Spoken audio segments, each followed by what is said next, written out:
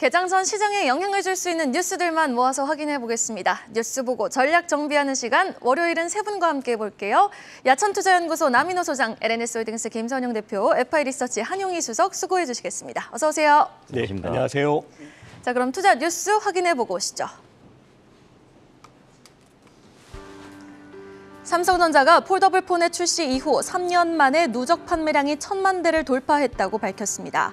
한편 삼성전자는 화면이 말리는 롤러블 폰과 화면이 옆으로 늘어나는 슬라이더블 폰 등 새로운 형태의 스마트폰도 개발 중인 것으로 나타났습니다.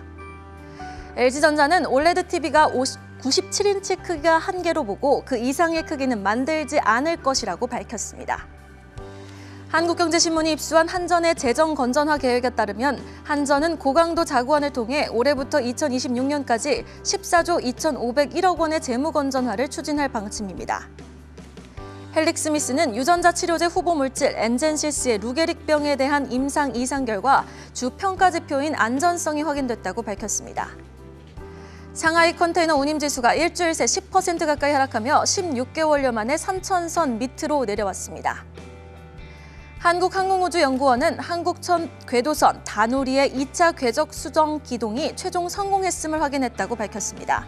한편 미국의 유인 달 탐사 프로젝트 아르테미스의 로켓 발사는 또 실패해 나사는 3차 시도 일정이 10월로 연기될 수 있다고 밝혔습니다. 자, 첫 번째 이슈, 하반기는 더 뜨거워진다. 삼성 대 애플, 애플 대 삼성 확인해 보겠습니다. 자, 지금 독일 국제 가전 전시회에 참가 중인 삼성이 우리의 폴더블 폰 혁신은 ING다. 1,000만 대 팔렸고 또 화면이 돌돌 말리는 롤러블 폰까지 개발 중이다. 아주 자신감을 드러냈습니다. 그런데 이번 주 신제품을 내놓는 애플의 글로벌 스마트폰 점유율이 여전히 지금 압도적이거든요. 삼성, 애플 이번 신작 흥행 결과 여부가 굉장히 중요할 것 같습니다, 대표님. 네, 그렇죠? 맞습니다. 이번 주부터 뭔가 본격적인 전쟁이 벌어진다라 보셔도 과언이 아닌 것 같은데요. 삼성전자가 전략 플래그십 스마트폰이죠. 이제 폴더블 폰에 출시 후에 누적 판매량이 1,000만 대를 돌파했다는 그런 소식이 좀 나왔습니다. 이에 올해 출시한 Z 폴드 4 그리고 플립 4의 그 인기를 앞세워서 폴더블의 대중화를 올해 이루겠다라는 그런 목표까지 제시를 했습니다. 2019년도 이후에 사실 3년 동안 이제 계속 나오면서 이제 개선을 많이 해왔다고 이렇게 얘기를 했는데요. 어쨌든 올해는 대중화를 만들려고 하다 보면 좀 더 이제 제품이 확실히 좀 좋아져야 된다는 그런 부분이 필요할 것 같고요. 업계에서는 2025년 7,500만 대까지 성장하지 않을까라는 그런 예상도 하고 있습니다. 최근에 2분기 기준으로 프리미엄 폰 점유율을 보니까 애플이 57%고요. 갤럭시가 19%, 한 3배 정도 차이가 나는데 일단은 말씀하신 대로 이번 달에 애플의 새로운 핸드폰이 나오기 때문에 과연 이 점유율에서 어떻게 또 바뀔지가 좀 관건인 것 같습니다. 또 삼성은 말씀하신 대로 현재 롤러블이나 슬라이더 폰 같은 경우도 개발 중이고요. 확실히 섰을 때 공개한다라는 그런 방침을 가지고 있습니다. 그 다음 수도 가지고 있기 때문에 이 부분도 한번 참고해 보시면 좋을 것 같고요. 현재 아직은 이 폴더블 폰의 프리미엄 부분에서 이제 기존 점유율 1위 애플의 신제품이 나오지 않았습니다. 어쨌든 이 애플은 계속 똑같은 기존의 휴대폰, 바 형태의 휴대폰만 만들고 있기 때문에 만약 폴더블의 그 출시가 관심이 있을지 없을지 모르겠지만 만일 애플이 진짜 우리가 지금 인터넷에서 보는 대로 그런 폴더블 폰이 나와준다라고 하면은 또 새로운 어떤 경쟁 구도가 만들어지지 않을까 판단되고 있고요. 현재 지금 중국을 비롯해서 몇몇 개 나와 있긴 합니다. 하지만 현재 지금 갤럭시와 굉장히 어떤 품질의 차이가 있기 때문에 이런 품질의 차이를 또 어떻게 줄이는지 신규 폴더블 폰 기업들이 좀 관심을 가져야 될 필요 있을 것 같고 이 폴더블 폰이 새로 나오기 전에 삼성은 충분히 이제 점유율을 좀 확대할 필요가 있다는 부분도 체크하시면 좋을 것 같습니다. 어쨌든 이런 폴더블이나 롤러블, 슬라이더 폰 관련 이런 관련주들 여러분 체크해 보시고 투자를 해보시면 좋을 것 같습니다.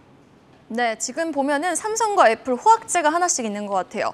애플이 스마트폰 세계 점유율을 절반 이상 가져가면서 독식은 하고 있지만 달러 너무 비싸서 이번 아이폰 가격에 대한 우려감은 있거든요. 그리고 삼성도 애플한텐 점유율이 뒤지지만 프리미엄 폰 점유율이 작년보다 성장을 했습니다. 아이폰 부품 관련주, 갤럭시 부품 관련주 전략 어떻게 가져갈까요? 한용희 수석님. 일단 LG 삼성 디스플레이는 OLED를 탑재를 하고 있고 그다음에 FPCB 쪽에서 이제 BH나 영풍전자 그다음에 카메라 모듈 쪽에서는 잘 아시다시피 이제 LG노텍이죠. 근데 LG노텍은 아이폰 14에 대한 기대감으로 좀 가져갈 수 있다라고 판단을 하고 있습니다. 왜 그러냐면은 일단 카메라 모듈에 대한 수요가 워낙 많고 그다음에 전면 카메라도 이번에 3년 만에 교체를 했습니다. 할 것으로 예상을 하고 있는데 이 신제품 발표가 이제 9월 7일 날 시작이 됐죠. 오전 10시에 현지 시간으로 발표가 되는데 그럼 출시일은 이제 9월 16일입니다. 그러면은 이제 갤럭시 폴드랑 갤럭시 Z 플립이랑 이제 경쟁을 하게 될 텐데 지금 예상 가격을 제가 조금 가져오기는 했는데 이제 달러입니다. 달러 기준으로 이제 아이폰 14 그 미니는 없어졌습니다. 왜냐면은 인기가 너무 안 좋았기 때문에 없어졌고 아이폰 14부터 프로 맥스, 프로 맥스까지 이렇게 좀 쫙 나열이 되어 있는데 이거는 이제 제가 1,360원의 환율을 좀 곱했습니다. 근데 이것보다 좀 비쌀 것으로 예상이 되는 게 원래 애플 같은 경우에는 그 실제 환율보다는 좀 더 높게 적용을 해가지고 판매를 하는 경향이 좀 높기 때문에 그럼 지금 아이폰 14 프로 맥스 같은 경우에는 1TB 기준으로는 거의 예상 가격이 뭐 217만 원으로 나와 있지만 실제 환율보다 좀 더 높다라고 판단을 했을 때는 이제 230만 원 정도 될 가능성도 좀 배제를 안 할 수가 없거든요. 근데도 불구하고 저는 판매량 좀 뛰어날 것이라는 생각을 하고 있는 게 아이폰 쓰시는 분들도 아시겠지만은 이제 노치형 디자인이라고 있습니다. 위에 움푹 파인 디자인이죠. 이게 프로 모델부터 이제 없어질 것으로 그 판단을 하고 있는데 아이폰 쓰시는 분들 워낙 이 노치형 디자인을 좀 싫어하세요. 저도 쓰고 있는데 조금 별로이기도 하고요. 근데 이게 카메라 구멍만 좀 펀치형으로 좀 디자인이 된다라고 하면은 그 수요가 좀 많이 높아질 것이고 그다음에 전면 카메라가 이제 3년 만에 교체가 되는데 애플은 지금 프리미엄 스마트폰 시장에서 점유율이 57%거든요. 근데 이게 그 카운터 포인트 리서치의 자료는 이제 프리미엄 스마트폰 기준을 $400입니다. 근데 이게 $600, $800까지 올라가게 되면은 거의 뭐 애플 시장 점유율이 뭐 대략적으로 봐도 뭐 70% 이상입니다. 그렇기 때문에 삼성이 가야 될 길은 글로벌 스마트폰, 프리미엄 스마트폰 시장에서는 좀 멀다라고 생각을 하고 있고 그러니까 원래 A 시리즈죠. 그러니까 보급형 시리즈는 뭐 인도나 뭐 중국 쪽에서 워낙 뭐 잘 팔고 있기 때문에 특히나 인도 쪽에서 많이 팔고 있죠. 그래서 막 수량으로 받쳐주고는 있지만은 그러니까 우리가 흔히 말해 이제 스마트폰에서 마진을 많이 남긴다라는 거는 이제 프리미엄 쪽이기 때문에 이쪽에서 좀 많이 입지를 다지려면은 많이 아직까지는 좀 갈 길이 멀지 않았을까라고 생각은 좀 하고 있습니다. 네, 그럼 애플이 굉장히 압도적이고 지금 가장 비싼 기종이 217만 원인데도 애플이 지금 이번에도 조금 신제품이 판매량이 좋을 것 같다라고 예상하시는데 애플 부품주 쪽에서는 어떤 종목 보세요? 저는 이번에 카메라 쪽도 뭐 전면 카메라는 매번 개선이 됐었죠. 그래서 이제 LG노텍은 수혜를 받았지만은 아직도 저는 수혜를 받을 가능성이 좀 높다라고 판단을 하고 있기 때문에 LG노텍을 좀 주목하시면 좋지 않을까라고 말씀드리고 싶습니다. 네, 알겠습니다. 자, 그럼 이어서 다음 이슈도요. 이어지는 맥락입니다. 거침없는 세계 시총 1위 애플도 지금 떨고 있는 거는 강달러 아닙니까? 두 번째 이슈, 강달러에 울고 웃는 해외 펀드 뉴스 터치해보겠습니다. 소장님, 환 노출형 그리고 환 해지형 펀드 종류에 따라서 수익률이 조금 달랐다고요? 네, 그렇습니다. 저는 극과 극하면 우리 김선영 대표님의 극과 극 전략이 먼저 떠오르는데요. 해외 펀드에서도 그런 현상이 나타납니다. 여러분, 국내 펀드는 특별히 그렇게 환희치 신경 쓸 필요 없죠. 우리 주식 오르냐 내리냐 보시면 되지만 해외 펀드 투자하실 때는 이야기가 달라집니다. 똑같은 미국 주식에 투자하더라도 지금처럼 미국이 강달러, 달러가 강해질 때는 가만히 있어도 그만큼 이익을 보는 반면에 환 해지를 했다. 다시 말해서 우리가 보통 외국에 투자할 때는 그 나라 통화를 매도를 합니다. 매도 해지를 합니다. 다시 말해서 그 나라 가치가 올라가는 건 염려할 필요 없죠. 그 나라 가치가 떨어질까 봐 예컨대 미국에 투자하면 미국 달러 가치 떨어지면 손해보지 않습니까? 그래서 이제 보통 달러 매도를 하는데 이렇게 되면 어떻게 될까요? 미국 주식이 금년 상반기 한 8% 내려갔죠. 또 미국 달러는 10%가 올라갔습니다. 그럼 합치면은 17%가 떨어졌다는 얘기죠. 그래서 지금 현재까지는 환 해지형이 엄청나게 손실이 크고 반대로 환 노출형, 즉 달러에 대해서 나는 위험 리스크 하지 않겠다 하시는 분들은 비교적 좋은데 그 두 개 펀드의 수익률이 자그마치 10%가 난답니다. 그럼 앞으로도 환 노출형이 좋으냐? 그건 아닙니다. 방금 정권에서도 얘기가 있었습니다만 지금 워낙 달러가 강하기 때문에 지금 상태가 지속이 되겠지만 그러나 언제 달러가 꺾여가지고 달러 약세로 바뀔지 모르지 않습니까? 그렇게 되면은 그때는 정말 큰일이죠. 오히려 환 노출형 펀드가 손실이 커질 수가 있습니다. 그래서 아마 해외 투자 펀드가 힘들다 하는 얘기가 나오고 있는데요. 결론입니다. 아무래도 단기적으로는 이런 환해지를 봐야 되겠지만 좀 더 길게 본다면은 환 노출보다는 오히려 기초 자산이 오르느냐 내리느냐에 좀 더 관심을 가지셔야 될 것 같습니다. 네, 좀 장기적으로 바라볼 필요가 있겠네요. 자, 이렇게 두 번째 이슈 확인해봤고요. 이렇게 강달러 현상, 미국이 풀었던 돈을 이제 거두기 때문에 일어나고 있는 현상이죠. 금리 인상 기조 속 경기 위축에 하락하는 게 또 있습니다. 바로 이어지는 뉴스, 12주 연속 하락하고 있는 상하이 컨테이너 운임지수 뉴스 확인해 보겠습니다. 아니 대표님, 지금 상반기 때는 해운업 그렇게 좋다고 했는데 상반기랑 하반기 해운업 분위기가 너무 냉탕과 온탕 차이 아닙니까? 네, 진짜 요즘엔 전략도 그렇지만 다 뭔가 극과 극인 것 같습니다. 상반기, 하반기가 너무 달라지는 업종들이 많은 것 같고요. 컨테이너 운임이 12주 연속을 하락했다라는 소식이 좀 나왔습니다. 이유는 세계 경기의 어떤 불확실성, 그로 인해서 컨테이너 수요가 줄어들고 이에 따라서 운임의 내림세가 이어지고 있다는 그런 내용인데요. 지난 3일 날 해운업계에 따르면 중국의 상하이항에서 보통 출발하는 컨테이너선 15개 항로의 이제 스팟이라고 하죠. 이제 단기 운임을 종합한 SCFI라고 상하이 컨테이너 운임 지수라는 게 있는데 전주 대비해서 9.7%가 내렸다고 합니다. 그래서 제가 쭉 살펴봤는데 제가 알기로 이게 2009년도 이후에 생겼어요. 그래서 보니까 2009년도 이후에 주간 하락폭으로 이제 최고치를 찍었다는 그런 내용도 나왔습니다. 하지만 현재까지 올해 평균 SCFI 같은 경우는 일단 지난해 평균치보다 12.6% 정도 높았습니다. 그렇기 때문에 너무 지난해와 비교했을 때는 우려할 필요가 없다라고 하지만 그래도 주간 기준으로는 좀 빠졌기 때문에 그리고 우리가 체크를 해야 될 것 같습니다. 진짜 문제는 이제 해상운임 지표의 급락이 이제 HMM이나 페노션이나 아니면 이제 대한해운 같은 기업들에게 영향을 미친다는 부분인데 아무래도 외환 운송료 수입도 이제 큰 폭으로 줄어들 것이라는 전망이 굉장히 많이 나오고 있습니다. 참고로 올해 상반기 우리나라 경상수지 흑자의 42.9% 정도 차지한 이 운임료인데 이게 만약 하반기 때 이렇게 되게 되면은 우리나라 전반적으로 이제 하반기에 그 경상수지에 대한 부분이 좀 문제가 될 수 있기 때문에 이 부분 한번 체크하셔가지고 전체 시황이나 아니면 관련주 투자하시는 분들 관심 좀 가져보시면 좋을 것 같습니다. 네, 이렇게 꺾이는 운임에 해운사들의 목표가도 지금 줄하향되고 있는 상황인데요. 대표적으로는 지금 신영증권이 HMM 기존 목표가 42,000원에서 24,500원으로 낮췄습니다. 그럼 지금 해운주들은 하루라도 빨리 비중을 줄여야 되는 건가요, 한용희 수석님? 일단 저는 지금은 좀 보수적으로 봐야 된다라고 동일하게 좀 생각을 하고 있습니다. 근데 지금 보통 해운선은 지금 페노션도 있고 HMM도 있는데 두 개로 좀 나뉩니다. 뭐냐면 컨테이너선이 있고 벌크선이 있는데 HMM 같은 경우는 우리가 흔히 말하는 이제 공산품이라고 그러죠. 공장에서 찍어서 나오는 노트북이라든지 이런 대표적인 공산품들을 좀 실어 나르는 회사들이고 그다음에 페노션 같은 경우에는 이제 건화물이죠. 목재라든지 석탄 아니면 철광석 이런 것들을 이제 실어 나르는 것을 하고 있는데 그러면은 이 지표에 따라서 주가가 급등락을 합니다. 뭐냐면은 SCFI 지수는 아까 말씀하셨다시피 상하이 컨테이너 지수고 이제 BDI 지수는 건화물 지수인데 이것도 둘 다 비슷한 맥락을 보이고 있습니다. 지금 2021년도 하반기에 이제 물류 대란이 생기면서 공급망에 대한 불확실성이 있었죠. 그래서 이제 고객사들 같은 경우에 너도 나도 내가 먼저 돈 더 줄 테니까 운임을 해줘라는 약간 수요가 폭발하는 경향이 있었는데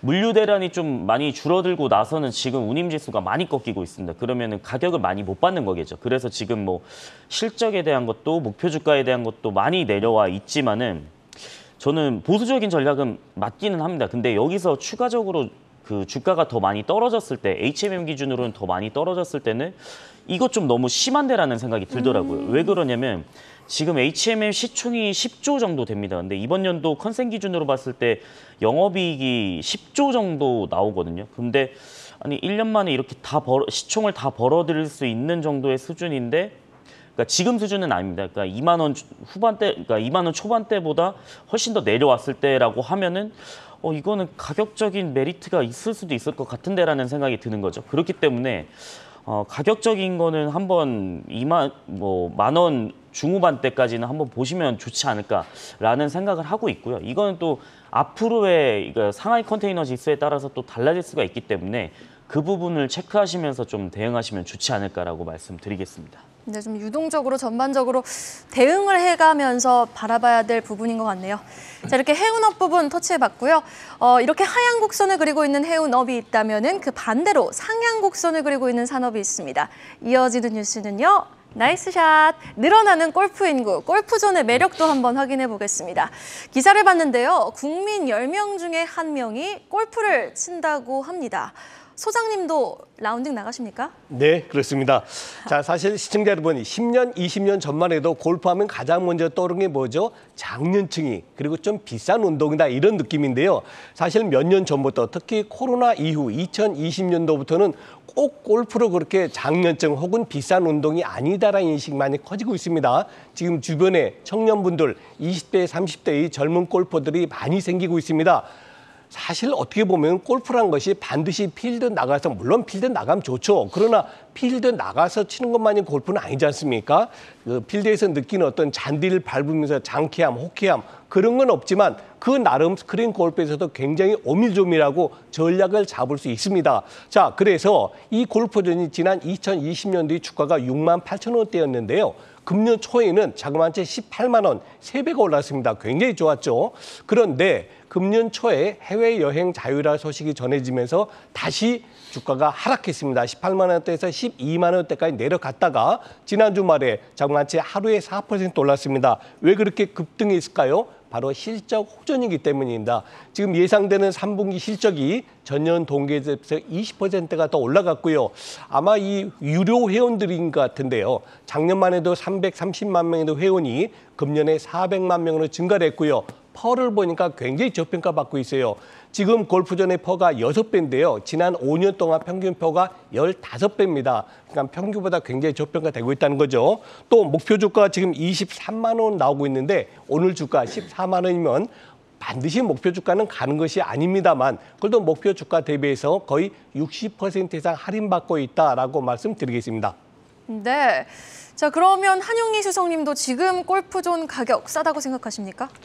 저는 지금은 사실 변수가 있는 거는 카카오 쪽이라고 생각을 하는데요. 왜 그러냐면 지금 골프존 같은 경우에는 사업이 이제 원래 골프존 유딩 홀딩스에서 인적 분할됐죠. 그래서 이제 지금 하는 사업은 그 스크린 골프랑 유지 보수 사업을 하고 있는데 요즘에 보시면 이제 카카오 VX라고 해가지고 뭐 야나두랑도 많이 협업을 하고 있고 뭐 카카오 쪽에서 인수를 했으니까 지금 골프존 같은 경우에 가장 큰 경쟁자라고 생각을 해야 되는 건 이제 카카오죠. 왜 그러냐면은 플랫폼이 너무나 크기 때문에 좀 위협적이라고 생각을 하고 있고 하지만 실적은 너무나 좋다. 그래서 지금 2분기 실적이 아까 말씀하셨다시피 너무나 좋게 나왔는데 이제 YOY 기준으로 매출이 38% 상승을 했고 영업이익이 이제 52%가 상승을 했습니다. 그래서 이게 결론적으로 왜 상승을 했냐면은 가맹 접수가 증가를 했다라는 거죠. 그래서 이제 객단가도 상승을 하고 여기서 이제 스크린 라운드 수도 증가를 했기 때문인데 그러면은 이제 카카오 VX보다 조금 경쟁력이 있어야 되는 거는 저는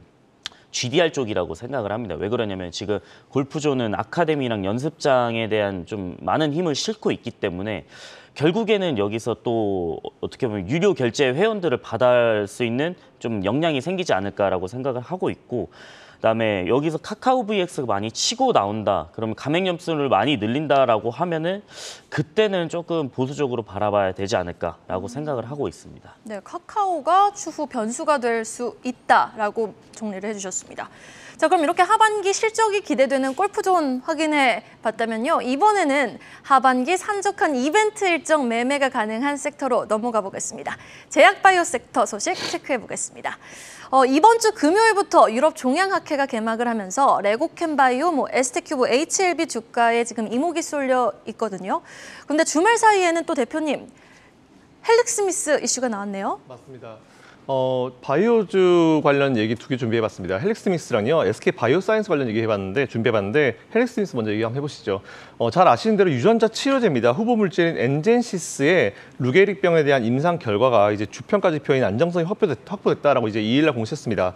하지만 이번 임상 같은 경우는 통계적 검정력을 고려하지 않고요, 설계돼서 유효성 평가는 좀 불가능하다라는 그런 내용을 발표했습니다. 어쨌든 아직은 이제 임상 시험 수탁 기간이라죠. 이제 CRO인데 최종 결과 보고서를 수령한 뒤에 최종 결론을 도출하겠다는 내용을 얘기했습니다.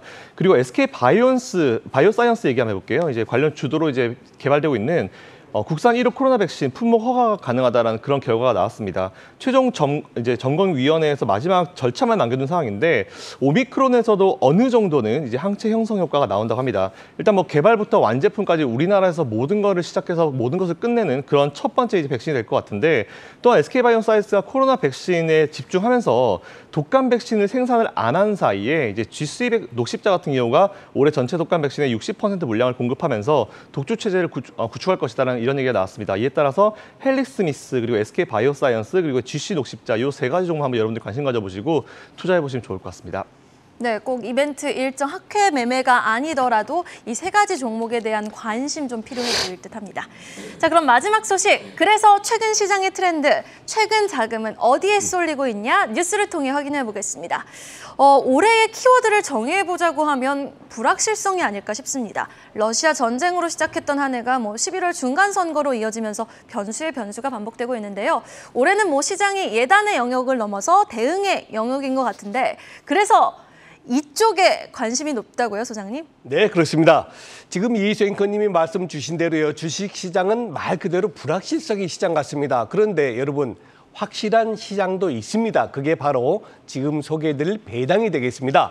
자, 우리는 보통 시세 차익에다가 배당은 그냥 거기 덤이지 이런 판단을 많이 합니다만은 원래 정통 투자는 그렇지가 않죠. 원 수익은 배당에서 나오고 그다음에 시세 차익은 덧붙여서 온 것 아니겠습니까? 최근 들어서 우리 시장이 조금 안 좋고 불투명해지니까 주식형 펀드에서는 돈이 빠져나갑니다. 반면에 방금 소개해드린 배당주 펀드로는 돈이 유입되고 있는데요. 지금 벌써 주식형에서는 684억이 빠져나가고 있다는 자료가 나오고 있지 않습니까? 반면에 5천억 정도가 돈이 들어옵니다. 왜 들어올까요? 그만큼 안정적이기 때문이다. 자, 배당은 어떻습니까? 1년 동안 기업이 열심히 땀 흘려서 번 돈을 주주들에게, 그 회사의 주인 주주들에게 일정 비율을 돌려드리는 것입니다. 그런데 이제 우리나라도 코리아 디스카운트에서 벗어나기 위해서 상당히 고배당 정책을 많이 펴고 있습니다.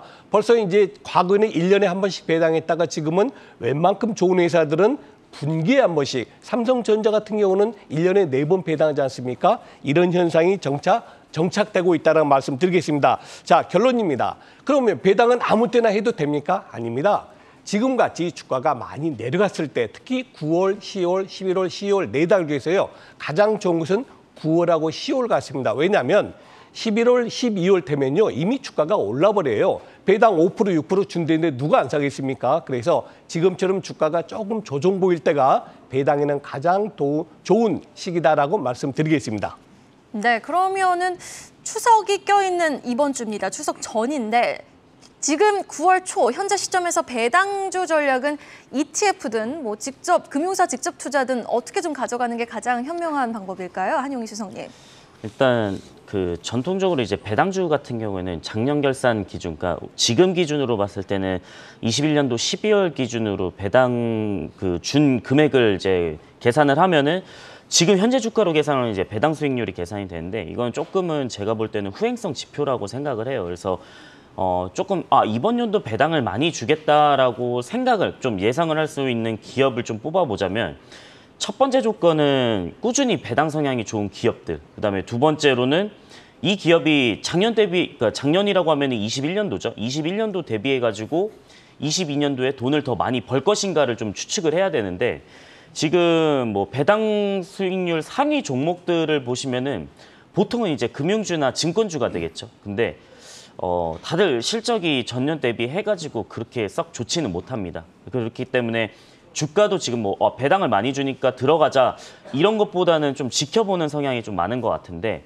그 중에서도 좀 특징적인 게 있었다라고 하면은 제가 볼 때는 HD 현대랑 이제 정상 JLS라고 말씀을 드릴 수가 있겠는데 그러니까 HD 현대는 전년 대비해서도 영업이익이 3배 이상 증가를 했습니다. 그리고 배당 성향은 작년에도 워낙 좋았고요. 그렇기 때문에 최근에 주가 흐름 보시면은 시장이 폭락하는 와중에서도 계속적으로 좀 오르고 있더라고요. 그다음에 정상 JLS도 그 배당 성향은 계속적으로 좀 좋았고 그다음에 전년 대비 성장하는 영업이익을 좀 바라보고 있는데 그러면 이 두 기업은 원래 워낙 배당 성향이 좋았고 이익도 전년 대비해서 많이 증가를 하다 보니까 이런 종목들은 좀 배당에 대한 좀 성향을 가져갈 수 있겠네라는 생각이 드는 거죠. 그래서 작년 기준 말고 제가 말씀드리는 그 조건들에 충족하는 기업들을 한번 노려보시는 게 어떨까라고 말씀을 드려보고 싶습니다.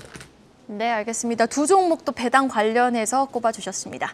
자, 지금 미 나스닥 선물 주가 지수가 추가 하락세를 이어가고 있습니다. 오늘장 전략으로 마무리해보도록 하죠. 먼저 남인호 소장님의 전략입니다.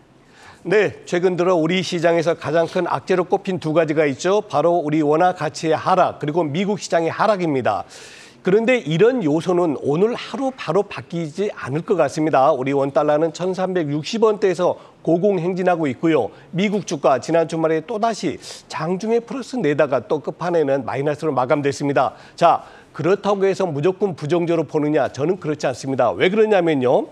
분명히 외국인 투자가들이 8월보다는 조금 더 위축된 투자 심리는 맞습니다. 그러나 제가 지난주 이 시간에 이 말씀 드렸죠. 선물 베이시스가 마이너스 1.8까지 내려왔기 때문에 굉장히 위험합니다. 이러면 무조건 주식을 팔면 돈 벌입니다. 그 말씀 드렸는데 지금 상황은 그 반대입니다. 지금은요. 지난 주말에 외국인들이 막판에 매수를 나서서 프로그램 매수가 유입될 수 있는 여건입니다. 즉 지금 베이시스가 플러스 0.93이거든요. 오늘 외국인들이 선물을 대거 매도하지만 않고 혹은 선물을 조금이라도 매수를 한다면 분명히 기관 투자가들은 아주 적극적으로 우리 한국 주식을 살 수 있다. 이거는 그 기업이 좋아서 사는 게 아니고 고평가된 선물을 팔고 저평가된 주식을 사는 말 그대로 프로그램 매수가 유입된 겁니다. 문제는 그거를 조종하는 사람이 바로 외국인 투자가라는 것이 제가 마음이 좀 아픈 일인데 어쨌든 간에 지금은 0.9% 베이시스가 플러스 콘탱고 현상이기 때문에 오늘 시장 저는 지금 나스닥 선물은 안 좋습니다만 그렇게 나쁘지 않다. 꼭 부정적으로 볼 필요는 없다라고 말씀을 드리겠습니다. 네, 오늘 시장 그렇게 부정적이진 않을 거다라고 전망을 해주셨고요. 김선영 대표님의 전략은요? 네, 이번 주는 이제 명절을 앞두고 이벤트가 굉장히 많은 한 주라고 보시면 될 것 같습니다. 앞에서 소장님 말씀하신 대로 이제 오늘은 외국인들의 어떤 흐름에 따라서 이제 기계적으로 들어오는 물량들이 들어올 수 있어요. 보통 우리 펀드 매니저들이 손으로 찍어서 매수하는 물량이 있지만 어떤 이제 기준이 막 충족됐을 때 기계적으로 자동적으로 매수가 들어오는 물량이 있기 때문에 그런 거 한번 기대해 보셔도 좋을 것 같고요. 지난주에도 보셔서 아시겠지만 미증시 많이 밀려도 오히려 우리나라 증시는 전략 후강으로 마감한 케이스가 제법 있었습니다. 이에 따라서 오늘 공포감으로 우리나라 증시를 맞이하기보다는 이런 기계적인 매수가 들어올 수 있기 때문에 이 부분 한번 참고하셔가지고 오늘도 흔들림 없는 투자를 이어가셨으면 좋겠고요. 일단 이번 주 이벤트 많습니다. 우리나라 쿼드러플 위칭데이부터 굉장히 많은 이벤트가 있고 우리나라 명절 끝나자마자 또 엄청난 이벤트들이 몰려 있는데 항상 말씀드리지만 아직까지는 환율에 대한 부분이 너무 부정적입니다. 이게 언제까지 올라갈지도 모르겠고 지금 보면 CPI 발표까지 봐야 된다, 중간선까지 봐야 된다 온갖 얘기는 많은데 잘 아시겠지만 최근에 분석들 다 틀리잖아요. 그렇기 때문에 어쨌든 너무 이런 분석을 하는 것보다는 이제 환율에 대한 부분이 너무 위험하기 때문에 아직까지는 보수적인 시각을 유지하되 앞에 소장님 말씀하신 대로 지금 주식 다 팔고 도망갈 시점이 아니고 어렵겠지만 조금은 좀 이겨내시고 버텨야 되는 시점이다라고 말씀드리고 싶습니다. 어쨌든 항상 말씀드린 대로 지금 극과 극의 전략이 정말 중요할 것 같습니다. 극과 극이라는 거는 장기 투자로 가시려면 아예 장기 투자로 가시고요. 그리고 단기 투자로 가시려면 하루 이틀을 넘기지 않는 정말 짧은 매매가 지금 유효하기 때문에 오히려 직장을 다니시는 분들은 장기 투자 쪽으로 여러분들이 좀 생각하시면 좋을 것 같고 하루 종일 앉으셔가지고 이제 개인 매매를 하시는 분들은 정말 항상 하시던 대로 짧게 매매를 이어가시면 좋을 것 같다는 말씀드리겠습니다. 어쨌든 굉장히 불확실성이 강한 시장이긴 합니다. 근데 항상 말씀드리지만 지금은 우리나라 환율이 안 좋아가지고 환율 상태 이런 게 아닙니다. 지금 사실 달러 말고 나머지 환율이 모두 안 좋아서 지금 환율이 이렇게 엉망된 거기 때문에 2008년도 금융위기랑 지금이랑은 굉장히 다르다는 부분, 이 부분까지 체크 한번 해보시고요. 오늘도 쉽지 않을 수 있습니다. 하지만 좀 잘 버텨주셨으면 좋겠다라는 말씀 드리겠습니다. 네, 일단 키포인트는 환율이 되겠네요. 극과 극 전략이 여전히 유효하다라는 말씀해 주셨습니다. 자, 마지막으로 한용희 수석 전략까지 들어보겠습니다.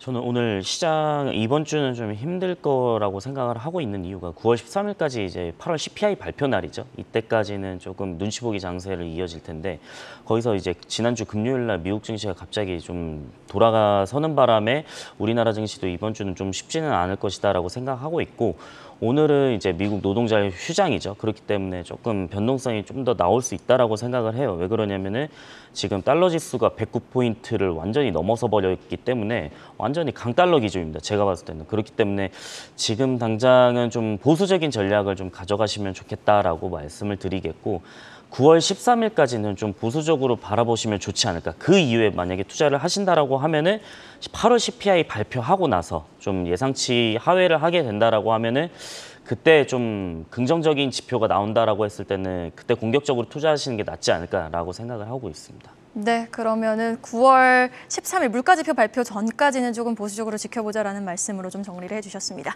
이렇게 세 분과 함께 해봤습니다. 야천투자연구소 남인호 소장, LNS홀딩스 김선영 대표, FI리서치 한용희 수석이었습니다. 오늘 말씀 고맙습니다.